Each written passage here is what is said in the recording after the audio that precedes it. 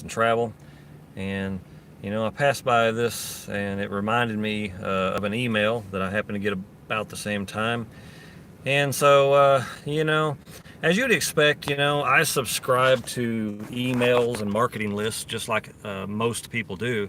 Um, we all need to earn a buck, and sometimes, occasionally, I'll get an email that's actually pretty good. Um, and today I got an email from a fellow named Ben, and he is actually a copywriter, but I really liked the title of his video. It was called The Myth of Security. So so I figured I would just kind of rip off his title, mostly because I think it's a good idea, but also because I could probably talk about this subject for hours. Um, Security, yeah, multiple thoughts come to mind when we talk about security. Mall security, security cameras, military protection, McAfee, cyber security, and financial security. Like some old people who have had some well-off and well-to-do advisors that have helped them to put aside a nest egg, and now in their golden years they can relax and play golf. Um, but what truly sticks out to me is how much that security really seems to be a basic human need.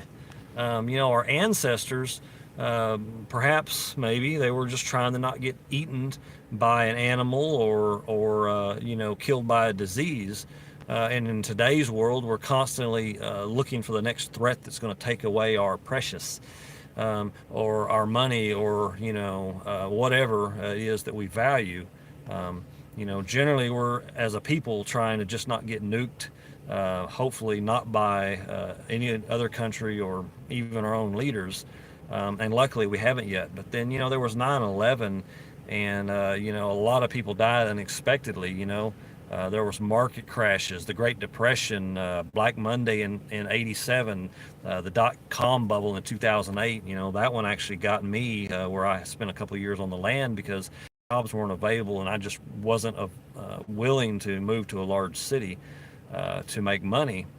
And so, today, 90 someone's in the U.S. is probably going to die from a car wreck. So, terrible things happen. Security, well, we try our best, but sometimes our best just isn't enough.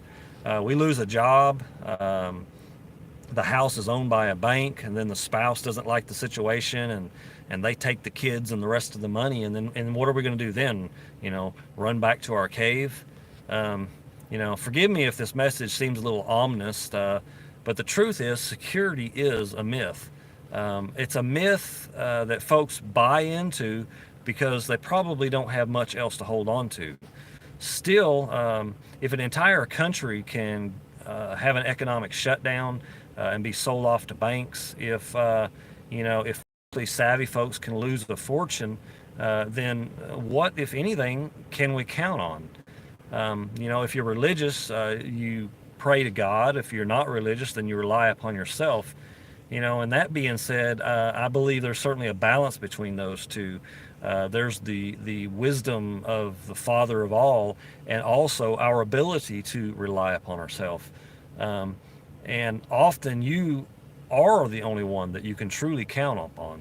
And if you're in business, as Ben put it in his email, then there is no security but your own ability to produce. Now, that's really what I want to talk about today. If all else failed and we lost everything, if society changed and things could no longer be the way they've always been, are you the kind of person that could build it back again? If the bank took your house and you had no job, would you be able to build your house? Would you be able to subsist in food? Ralph Emerson had an essay titled Self-Reliance, and the premise was that self-sufficiency gives one the freedom to discover one's true self and attain true independence. And that's not a bad quote. So where are you on a scale of ability to produce and independence? If, God forbid, all your stuff was taken from you, Are you the type of person that could build it all again and maybe even be better off than before? And it's okay to be honest with yourself. I mean, in a world where very few people are 100% honest, I would in fact encourage you to be honest, at least with yourself. Rate yourself and make changes today to improve your situation, your ability to produce and produce value. What can you produce of value for yourself and for others? And to that end, I would like to suggest that you consider the Terlingua School of Alternative Building, where we teach you all of the skills to build alternative houses of any type, not just AirCrete. Secure your ability to produce, learn those skills and be able to rely upon yourself if all else fails and if everyone else fails you.